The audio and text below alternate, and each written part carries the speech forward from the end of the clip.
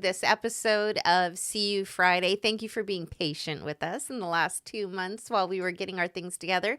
We are in a new setup. We've got Andrew, our producer, helping us produce. Yes. Produce is food. Produce this podcast, and we're just gonna have a good time. As you know, See You Friday is about us touching base on Fridays regarding things that we've been doing, what we've been up to. Madeline, what have you been up to in the last 2 months? It's been a while. Well, if those of you who we know in person, in real life, you know that we had our first 2 pop-ups as a business in February. We had one on the 15th, which was our first one, first pop-up on the 15th, and then we had one on the 28th, and those went very well. We had a good turn-up, and we met a lot of new people, and in the month of March, what did we do? In the month of March, we continued to work on helping our church move locations, which took a lot of time. But also, we moved Jeff out, who had been staying with us for 90 days. And in the moving him out of the house, we got a new office space. So we've been putting all of our products together, all of our recording implements, anything in a space. We have our official business license. That was very exciting to get a hold of that. Other than that, this week we also started going on adventures on Mondays. Moving forward, we're going to have in this new format for the See You Friday podcast, we're going to go and do things during the week and then come back and sit down and we're going to share about them. Why do you want, I know why I want to travel, but I know a big part of your life experience, you've actually done quite a bit of traveling at your young age. Yes, in 2023, that was my big traveling year. I went to New York twice in 1 year, and we went to Las Vegas, Nevada that year, and we also went to Paris. Yes. Can't forget about that. We went to Paris in 2023, which that was a hard year for us and our family, so that made it a little bit better, was being able to take time on and go and adventure for a very small amount of time, but it was nice to be able to get away from the stress of home during that year. And that's really what vacationing is all about, and staycationing is being able to set aside the things that have become potentially burdensome, but be able to enjoy some moments of recalibration, reconnection. And so as family that homeschools, we still have a 13-year-old and an 8-year-old in our house, and being able to go and do some things. I think it's going to be a really great kind of a whole life experience for them growing up, and hopefully for you too as you come along with us on our travels. We decided this week for our journey to venture to Big Basin State Park. I remember being a kid taking a school bus, and as we were driving, I was like, it's a windy road. How did they ever get the insurance permits to take kids in a school bus on this road? But and the definition of a hairpin turn definitely happened quite a few times. If you know where San Jose is, you know where the San Jose International Airport is, the Big Basin State Park is about 45-minute drive from. That's why we love Northern California. We are so enamored with this area. You've got hiking, you've got biking, you've got lakes, you've got rivers, you've got snow. You can really take a day and go. If you want to go to the mountains, you can go to the mountains. If you want to go to San Francisco, you can go to San Francisco. The beach. Where else? You're a little too far from the desert. Probably couldn't do that in one day. That would probably take a few days to get out if you really wanted the hot, dry desert. But pretty much if you wanted to take your day off, if you have 2 days off in the week and you wanted to take one of them to go somewhere fun, you have a lot of options. Yeah, so we highly encourage it. I mean, we love Southern California too, and I'm sure that somewhere along the line on a See You Friday, when we say see you next Friday, we're probably going to say see you next Friday from Los Angeles, but it's our home away from home. We have a church down there that we also enjoy going to whenever we go down south, and it's just great. I love being a Californian and a native Californian. I was born here. Madeline was born here. She was actually born in Southern California. Yep. I was born in Northern California. So we got that NorCal, SoCal thing going on. But I just love it. I love being able to be from here. I love being able to share California with other people from a hopefully non-stereotypical point of view. We're not Valley girls. And there's a lot of stereotypical things about California that I hope that you don't pick up from what we're throwing down. I mean, all stereotypes aren't negative too. I mean, there's a couple like we do have Starbuckses everywhere in every direction. That is pretty accurate. Not necessarily a negative stereotype. I thought it's funny how, wasn't it you that pointed out about Northern and Southern California? It's like Southern California, they call it the 405. Oh, yeah. But up here it's 280.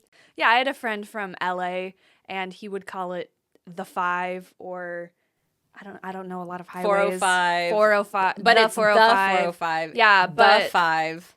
Take 280 to 101, not the 280 to the 101. No. No. 280 to 101. Easy. There's some differences. 85 to 101. But anyways, we went to Big Basin. It took 45 minutes to get there. We spent about 2 hours there. The traffic was light. It wasn't so bad. We took a hike. We did not get to see the ocean view that it says that there is, but we did take our lunch and we sat and we had a good lunch. And I'm going to play a clip next and we're going to watch it together. And while we're watching the clip, we'll tell you a little bit about what we're seeing. The Big Basin State Park was established in 1902. Big Basin Redwood State Park is California's oldest state park. In the heart of the Santa Cruz Mountains, its biggest attractions, literally, are the ancient coast redwoods.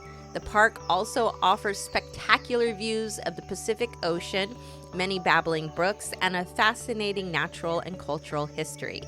A new chapter in Big Basin's story began in the summer of 2020 when the CZU lightning complex fire swept through and took out 97% of the park's property. The fire destroyed all historic structures and radically changed the landscape. The park now looks very different from how generations of visitors have experienced it in the past, like me. I'm going to interject here for a second. When I was growing up and we would go to the Big Basin, the whole thing was banana slugs. It was like banana slug mecca, and you would go to Big Basin and then you would lift up a log and there'd be like 30 or 40 big yellow banana slugs, and I just thought that was what we were going to see. But as it like burned down, there weren't as many, but we did get to see some, and we're going to show you some footage of that. The fire destroyed all the structures and changed the landscape. It looks very different now from when I grew up, but most of the old growth redwood trees survived. New plant life is vigorously growing, and many animals have returned to the area. Reimagining Big Basin Project is managing the multi-year process of rebuilding park facilities and infrastructure. Here's a big tree that we stepped through, and you can see the fire damage, but you can see how big and how old these trees were before it burned down. I thought it was really interesting how the pine cone, the only way that these trees actually can multiply is through fire. When the pine cone is under fire, it opens and it drops its seed. So I guess fires are, getting struck by lightning, a fire starting. These are a natural way for the forest to expand and to grow. Oh, there's our little banana slug. I don't remember his name. I can't believe you actually picked it up. That was gross. Okay. But you're allowed to touch him. You can touch him. Slimy. Yeah, it was slimy. It was really hard to wash my hands after that. But Big Basin Redwood State Park, highly recommend taking your kids. It was actually really cool because unlike the places that we normally take them to, like libraries or museums, they were shouting, they were screaming, they were like going echo, echo, echo. And even though it was really quiet and I felt like saying hush, it wasn't a Nope, place where it's you have to outdoors. hush. You can don't be as have loud to as you hush. want. What did you take away? What was like one of your key takeaways from going to Well, when I the was park? there, I was just trying to imagine what it would have looked like before the fires, how much bigger it was, but it was still very alive. I mean, it's been what, 6 years since Yeah. the forest fires almost. So, it's there's a lot of new growth, but a lot of the trees were black but they still had things growing off of them, which was The pretty cool. juxtaposition of the pitch black tree with this bright, brilliant green growing out of it was, you had your camera and you kept taking pictures of it and you're like, it's like a painting. It's like a painting. So Yep.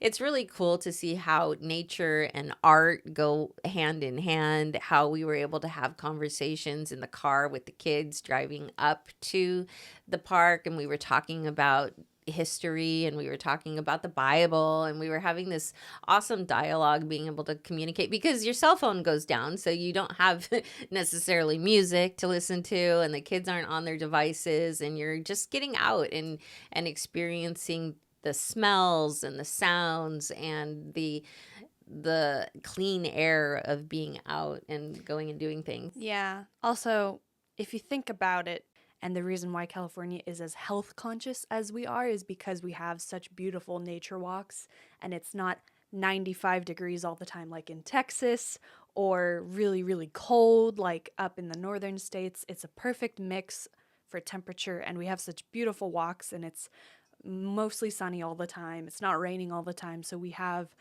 that's probably why California is as health conscious as it is because we have such good resources to be healthy. And if I've said it once, I've said it 1,000 times. We don't pay for the square footage inside. We pay for the square footage outside. And what that means to me is, yes, we have a higher dollar amount per square footage of living space, but we get to live outside, and that's really what you pay for. And so it kind of makes me go when people complain about the cost of living here, because we get to benefit from being able to actually think about all the people that are in hard labor jobs that are having to do construction or having to do street road labor. They if you're complaining about it, you probably have never lived someplace else. We lived in Dallas, Texas for over a year. We've lived in Portland, Oregon. I lived in Oregon for almost 10 years. And those having been there and tried that, let me say that one was completely wet and soggy and cold, and the other was hot and humid and sticky, miserable. And there's just no place like home. Yep. Well, unless you can think of anything else that you'd like to talk about on today's See You Friday, I think that this week has actually been pretty chill. It's been a really great week. This week we're recording is Passion Week. Yes, it is. And we've been working for the past, when did we learn that we had to be out of the church building to where our first Sunday was? We've had a year, this whole last year. It's been a year for us to mentally get our heads around moving out of the church building that we had been in for 8 years into this new building. But the transition was very smooth. It's just taken a lot of... If any of you have moved, I'm sure anywhere from house to house, from place to place, from apartment to apartment, you know how much work moving is, and that's how we've had to get rid of a lot of stuff. Yes. And some of us are storing some of those things that we had to get rid of at the church, but moving from one building to a smaller building that we're renting, that we technically don't own, we can't keep our things there. But it's been a minimalistic transformation of our church. And it feels like we've trimmed the fat and there's not a lot of excess. Like yep. We're streamlined now and we can go very quick. We'll be able to get to the point to where we can go very quickly and grow very quickly, which was the goal the entire time. But as you know, preparation is the foundation for your success moving forward. And so being able to work and prepare for this transition has taken a lot out of us. And so this week, having not had to focus on that, being able to focus on Holy Week, being able to focus on Good Friday and Easter has been just such a blessing. I've actually taken like 3 naps this week, which was That's great. That's awesome. 3 whole naps, you guys. I've That's been able a to sleep huge in deal. past 7 a.m., which is awesome. Which is awesome. Yep. Well, we are praying for you. We are thinking about you, and we're definitely hoping that you will continue to like, share, subscribe, and come with us on Fridays on our many adventures of wherever we're going to go next. Comment, give us some ideas of new places to go because we are always learning. Big Basin, for example, I've lived here my whole life. I've been doing homeschool ventures my whole life, but I had never been there. It was very interesting. And it was legitimately the first time that I can think of that you, me, Teddy, and Nessie all went on a hike together and we did something new, and that was pretty awesome. So That was awesome. let us know what's going on in your neck of the woods and where should we check out next. God bless you and have an awesome rest of your week. See you next Friday. Bye.